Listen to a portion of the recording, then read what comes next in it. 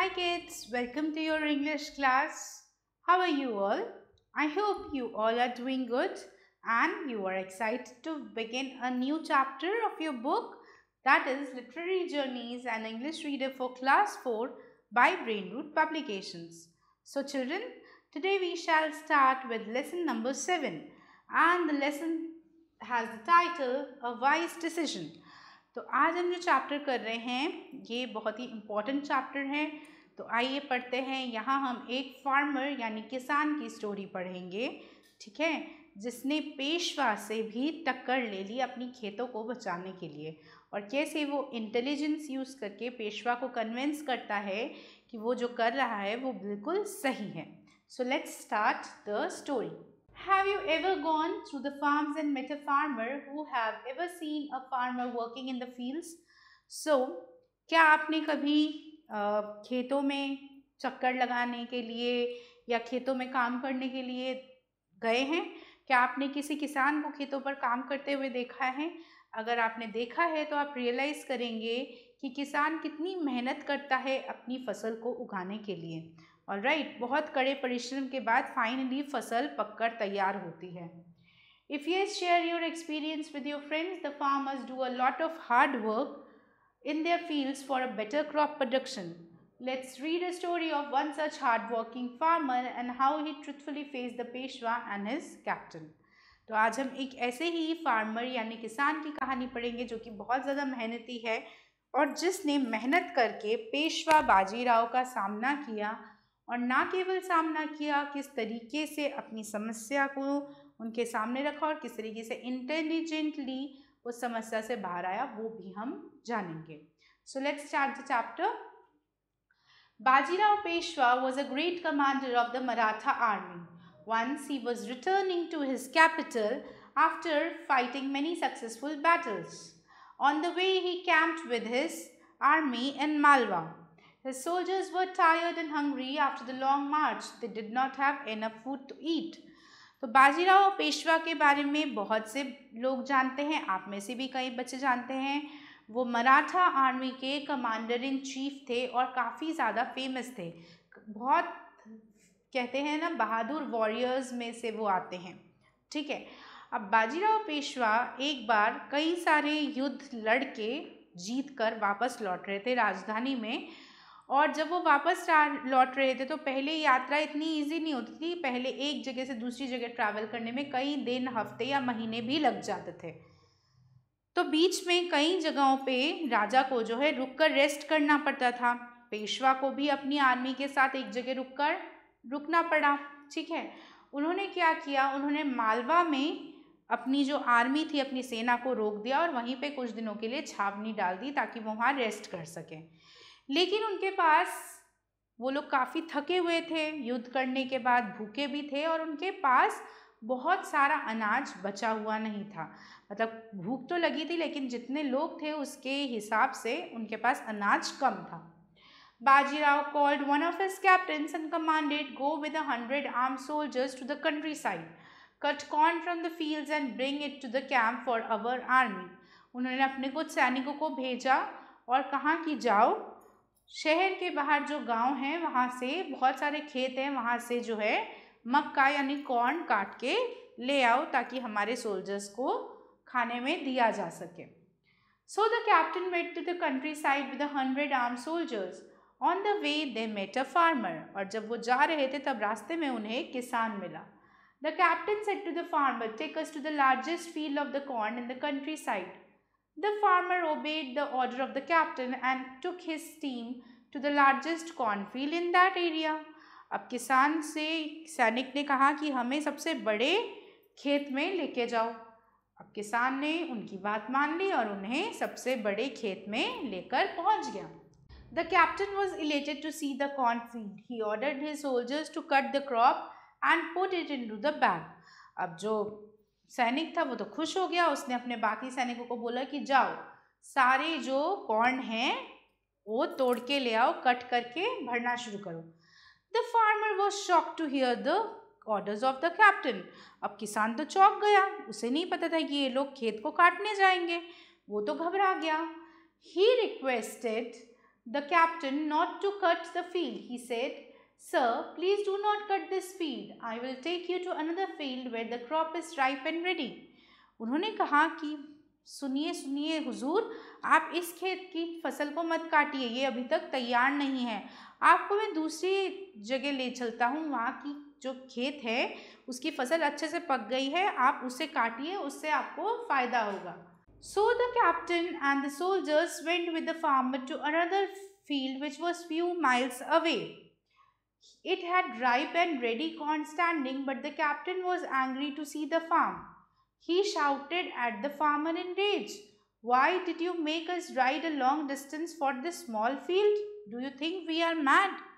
अब थोड़ी ही दूरी पे एक और खेत था। किसान जो है सारे सैनिकों के लेके वहाँ पहुँचा। वहाँ की जो फसल थी, जो कॉर्न थी, वो सब पकी हुई थी, अच्छे से लहरा रही थी। तो किसान ने कहा, आप यहाँ से ले लीजिए। लेकिन जो सोल्जर था, जो चीफ आर्मी ऑफिसर था, वो तो गुस्से में आ गया। वो चिल्ला पड़ा, तुमने हमें बेवकूफ़ समझ के रखा है? तुम इस छोटे से खेत पर हमें लेके आए हो, हम वहीं से सारी फसल ले लेते। तुमने बिना बात के हमें इतना सारा ट्रैवल करवाया। The farmer said politely, "Sir, please don't be angry. That field belongs to someone else. How could I cause harm to anything which is not mine? But this field is mine. You can cut the whole crop. That is why I have brought you here." अब किसान ने बड़े ही विनम्रता के साथ हाथ जोड़ के कहा कि हुजूर, वो खेत किसी और का है, मैं कैसे उस खेत के फसल को अपने सामने कटते हुए देख सकता हूँ? जो चीज़ मेरी है ही नहीं, वो मैं आपको कैसे दे सकता हूँ? ये छोटा सा खेत मेरा है, आप चाहो तो इसकी पूरी फसल काट लो। The farmers replied, "Cool down the anger of the captain. He did not cut the field and rode back quietly." अब जो है इस सैनिक का गुस्सा शांत हुआ, उसने कोई भी कटिंग नहीं की और चुपचाप जो है वापस चला गया। When he reached back to the camp, Peshwa asked him about the corn. He narrated the incident to Peshwa. जब वो कैंप में वापस पहुंचा तो पेशवा ने उससे सारी बात पूछी। तब उसने सारा जो किस्सा था वो बता दिया पेशवा को। Peshwa realized his mistake. He went to the farmer and apologized for his mistake. He paid the farmer the cost of corn in form of gold and collected the corn from his field. अब पेशवा को भी अपनी गलती समझ में आई। उन्हें भी realise हुआ कि इस तरीके से बिना किसी से पूछे या बिना किसी की जानकारी के किसी की खेतों से उसकी मेहनत की कमाई नहीं लेनी चाहिए। वो खुद चल के उस किसान तक गए और उनसे अनुमति भी मांगी कि वो फसल काट सके और साथ ही में उस फसल की कीमत के अनुसार उनको कई सारे सोने के सिक्के यानी स्वर्ण मुद्राएं भी दे दी। So now this is the glossary. Let's go through the word meanings. Battle means war. Countryside का मतलब होता है विलेज यानी गांव। ओबेड मीन्स फॉलो करना यानी आज्ञा को मानना। रेज यानी गुस्सा दिखाना, एंगर दिखाना। Elated means excited. Realized means अनुभूति होना, बिकेम अवेयर। नैरेटेड मीन्स किसी को किसी कहानी को सुनाना, टोल्ड द कंप्लीट इवेंट और हैपनिंग। अपोलोजाइज्ड मीन्स किसी से माफ़ी मांगना। Quietly means silently and shouted means चिल्लाना, किसी पे झुंझलाना, येल करना, स्क्रीम करना। Okay, so let's begin with the MCQs first of all. Bajirao Peshwa was a great commander of Maratha army, modern army, Mughal army, Sikh army. So the answer is Maratha army. Okay. Second, the farmer took the captain and his team to the largest field of the area. Wheat field, sugar field, rice or corn field. Okay. Third, the farmer took the captain to his field because he did not want to cause harm to someone else's farm. He wanted to sell his own crop. He wanted to misguide the captain, all the above. The first is correct. वो किसी और के खेत को नुकसान नहीं पहुंचाना चाहता था। Fourth, the captain became very angry because the farmer was misguiding him, had taken him to the smaller farm, had wasted his time and had to ride for a long distance, both B and C. So both B and C. छोटा भी था खेत और काफ़ी चलना भी पड़ा था। ठीक है, आगे बढ़े। Let's move further. Now we have to do exercise number B, that is fill in the blanks. And to do the fill in the blanks, we already have a help box. See, certain words are given. We need to do the fill in the blanks using these words from the box. Peshwa Bajirao was a great commander.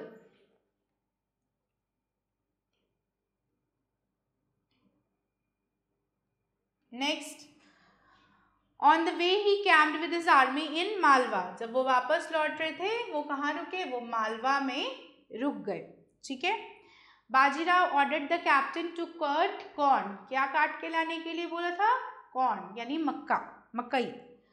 Peshwa realized his mistake. उन्हें अपनी गलती का एहसास हुआ. His mistake. Write T for true and F for false for the following sentences. Bajirao Peshwa was a great commander. Yes, it is true. His soldiers were tired and thirsty. His soldiers were tired, true, but not thirsty. They were hungry. So this is false. यहाँ पे hungry आना था. Third, the farmer was shocked to hear the orders of the captain. Yes, it is true. Fourth, the farmer's reply made the captain more angry. No, false. Farmer का जवाब सुन के captain का गुस्सा शांत हो गया. Fifth, Peshwa paid the farmer the cost of corn with money. No, not money, with gold coins. So this is false. पैसा नहीं दिया था, उसकी जगह सोने के सिक्के दिए थे, स्वर्ण मुद्राएं. तो this is not actually money. उन्होंने गोल्ड में पे किया था, बाद में उनको पे करके वो पैसे कमा सकता था. Okay, so let's move further. Now we have question and answers. This you have to do it on your own. ये आप खुद करेंगे. I will just help you quickly. Who was Bajirao Peshwa? Bajirao Peshwa was a great commander in Maratha army. Where did the army of Bajirao camp? The army of Bajirao camped in Malwa. Why did Bajirao order his captain to go to the countryside? Bajirao ordered his captain to go to the countryside and search cornfields from where he could bring corn for the army. Why did the farmer take the captain to his own field? The farmer took the captain to his own field because he did not want to cause harm to others' field without the permission of the other person. Fifth, to whom did Peshwa apologize for his mistake? The Peshwa apologized to the farmer for his mistake. He also paid him the amount for his corn. Okay, so with this we are done with the question answers also. I hope that you have understood them और अब आप इन्हें आसानी से अपने book या notebook में कर सकते हैं. So children, we come to an end to today's session. I hope that you have understood the story quite well and you have also understood the exercises. So I will meet you again soon with a new chapter of this book, that is Literary Journeys and English Reader for Class 4. Till then, take care of yourself. Bye bye and stay tuned for the upcoming videos.